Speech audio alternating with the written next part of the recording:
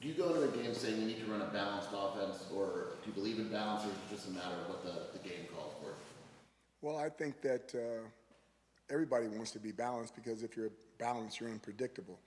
But when defenses are geared to stop the run, you've got to be really, really good to run it when they're geared to stop it. So if you can get some kind of balance somewhere in there, whatever those numbers are, that normally gives you the best opportunity to be successful in offense. Matt and Justin. From individual players' standpoints, what have your tight ends shown you during fall camp that shows that they can be balanced and have the mindset of blockers that can also get out and make catches?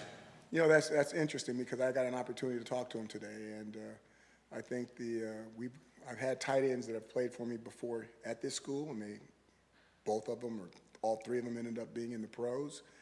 And I told them, I said, if you learn how to block here, you'll always have a job. They may hire you as a receiving tight end, but that guy gets one contract and then he's gone to some other place. I said, if you can block, you'll get 2 or 3 contracts. And if you just watch the guys that have gone through here. So the key thing for a tight end is he's part running back, part offensive lineman, part receiver. But if you do the 2 parts first, if you're a blocker and you're a running back, if you're a lineman and you're a running back and you can block, that means that the defense has to put heavier personnel in there. And then when you put heavier personnel in there, that means you get to run routes versus linebackers and safeties instead of going against nickels and DBs. And that's what really gives them their value. Justin. What are Jacory's biggest strengths as a running back?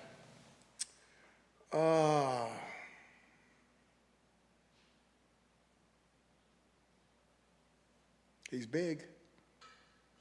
I think when you talk about the strengths, I don't know if I like to pull it out. I don't want to separate it like that. I'm not a scout. I do have eyes. I do know what he does well and what he doesn't do well. But I'm not going to put that in the newspaper, put it in the press.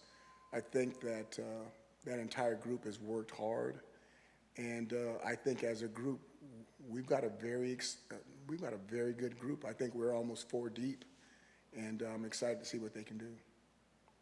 Ryan and Michael.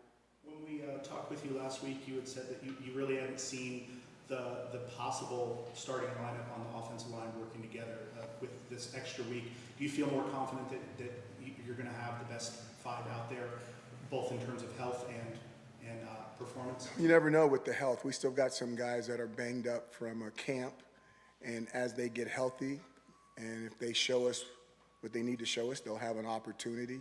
I really don't think that offensive lines really get settled until like the 3rd and 4th week of the season, and then you've got 2/3 of the season left.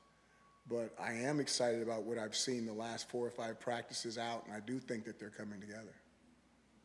Michael. Coach Brendan said that Noah Fafita is maybe the best leader that he's ever been around. What have you observed in that regard when it comes to Noah? I keep saying the same thing, and I apologize. He's an exceptional leader. He's an exceptional person. He's a young man of faith, which is rare at that age. And he's either the first or second best I've ever been around. And, the other guy is still playing in the National Football League. So all I can say is what I end up saying all the time is he's not average. The more and more you're around him, he's just like the guy is special. And he needs to be treated as such. Who was the other guy? You mentioned him the other day. Jimmy Garoppolo. Oh, Jimmy Garoppolo. Yeah. Matt. When it comes to season openers, the first non-conference games of the season, they're tools. Obviously, the first priority is winning the game, but they're also evaluation tools to some standpoint. Do you put statistical marks that you want the offense to hit? Do you put performance marks, grade each individual player? How do you self-evaluate for this game? We'll grade the players, but a lot of it comes down to not only what they did in practice, but how they perform in the game. And the number one thing is to win the football game. No football team grows more. Football teams grow the most between their first and second game. And the team that we saw on Saturday between 1 and 4:30 Pacific time is not the team that's going to be here. We're going to find a team that's much improved, much better, and we need to be able to make sure that we're playing up to our standards and no one else's. Justin. I know it was only 1 game, but what do you think is the identity of New Mexico's defense and what they're going to bring? Coach Bronco Mendenhall was the head coach of Virginia when I was the head coach at Syracuse. He's a fantastic coach. His offensive coordinator was a person that I made offensive coordinator at Syracuse my last year there. He's a fantastic coach. I know that they will have that team ready to go, and I know that they're doing everything that they can possibly be to put their best foot forward. Those guys are good coaches. Those players are good, tough players, and we're looking excited to our contest coming in here on Saturday. Jason and then Michael. The players often mention that they're tired of going against the same guys every single day. As a coach, is it kind of a nice change being able to go against a different team and call plays in that situation? Yeah, tired of going against our defense too. It's one of those things where, you know, you work, and hello, and now it's time to, you know, go start the season and go play. Everybody's ready to go play. Everybody's tired of banging on each other, and we want to go out there and find out exactly what we can do. In a situation where you're heavily favored, if you pay attention to such things, is the messaging at all different to the team than it would be otherwise? I don't even know what we're favored, and whatever that is, that doesn't make any sense. I think that Florida State was really favored, and that when you looked at it, you know, I won't talk about another team. Those things happen all the time. That's what makes college football so great, is you can't predict it.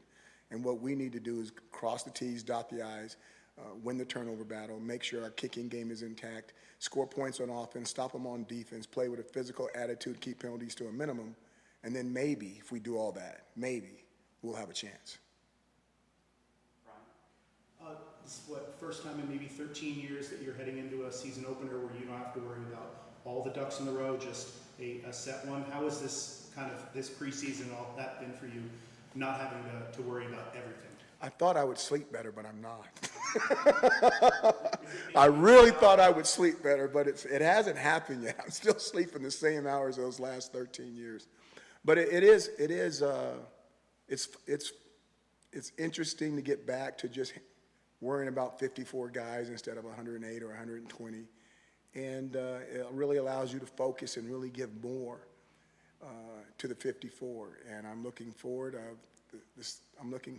to the opportunity of giving these young men more on the offensive side of the ball. Not that I don't talk to the defensive players and the special teams players, but it's going to be fun to go down the road and go into war with them. Last question to Michael. As evidenced by the fact that the guys just came off the field, Coach Brennan is an advocate of morning practices versus late afternoon or evening. What did you do when you were a head coach, and what are the pros and cons of either way?